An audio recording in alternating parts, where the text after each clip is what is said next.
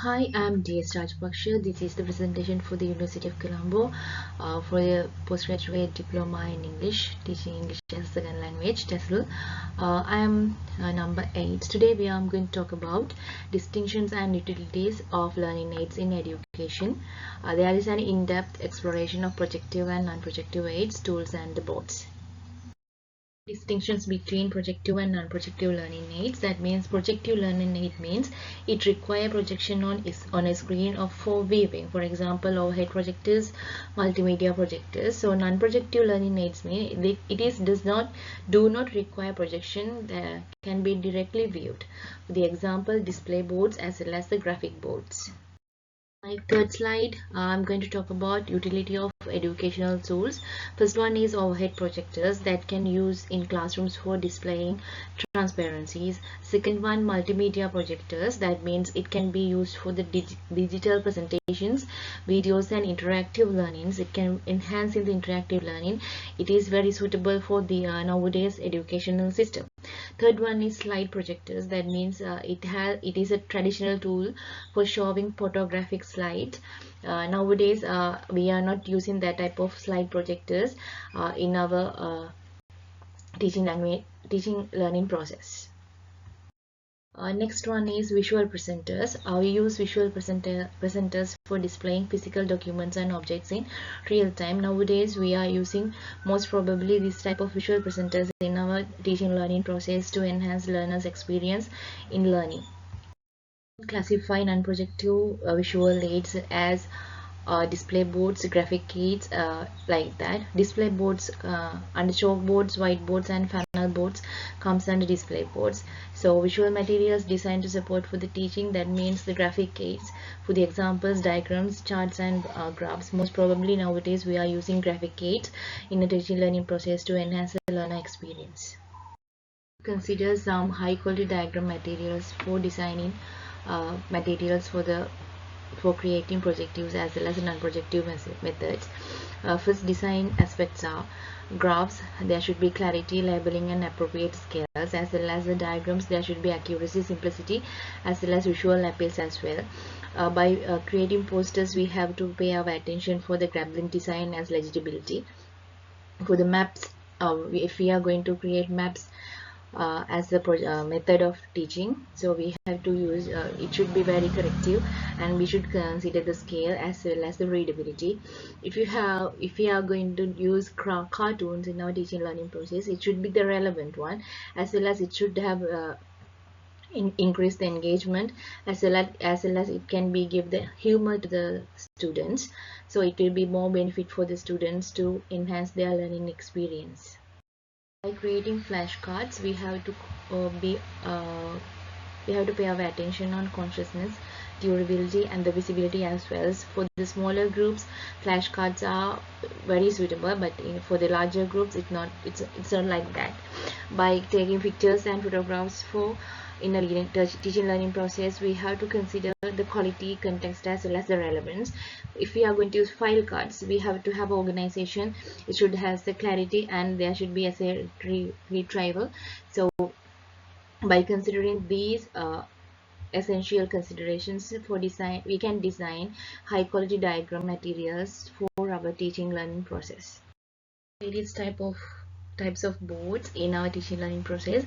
Most probably we use chalkboards in Sri Lanka as well as most of the Asian countries. Nowadays also we use chalkboards, but it is traditional as well as, but it is cost effective and easily erasable.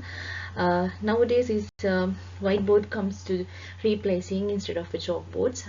Now it is modern, it uses markers and it is also easy to clean, but there is no dust as a chalkboard, right?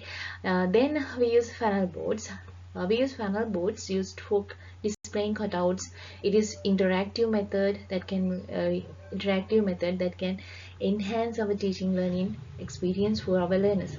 Nowadays there is a magnetic board as well. Magnetic boards are create to enhance place some visual aids materials using magnets. It is versatile board that we can use to enhance our teaching learning process.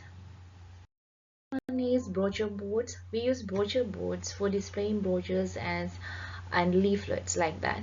So it is not using to write something on while in teaching learning process of happening, but it is good to display something in some posters on the on for the classroom.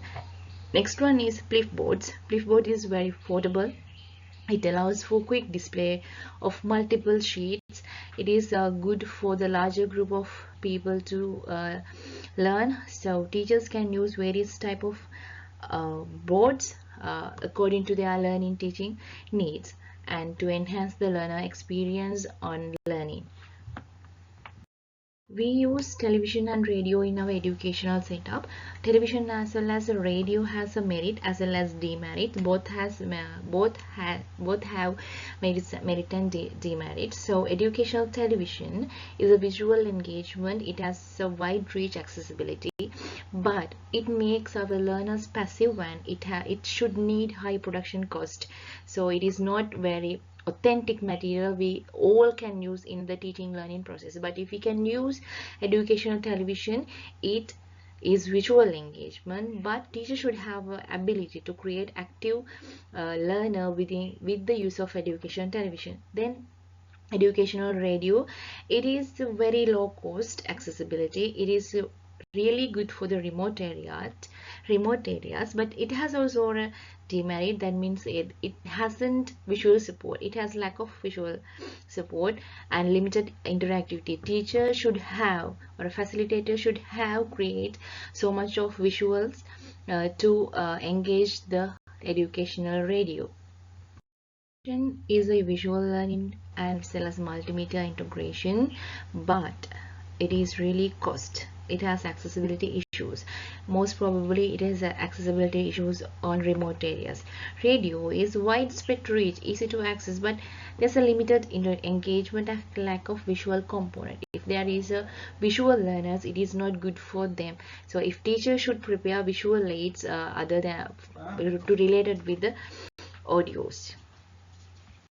Television can integrate with discussions, provide supplementary materials, as well as radio provide pair of worksheets and engagement active listening for the learners. Teachers should use authentic materials for their learners by considering level of the learners as well as the environmental facilities that they have in their classroom teaching learning process. So there should be teachers should have the knowledge and idea to choose the right learning aid based on the context, not for the all. As well as on integrating these aids, we can create effective teaching learning process and the amazing learning opportunities for our learners. Thank you so much.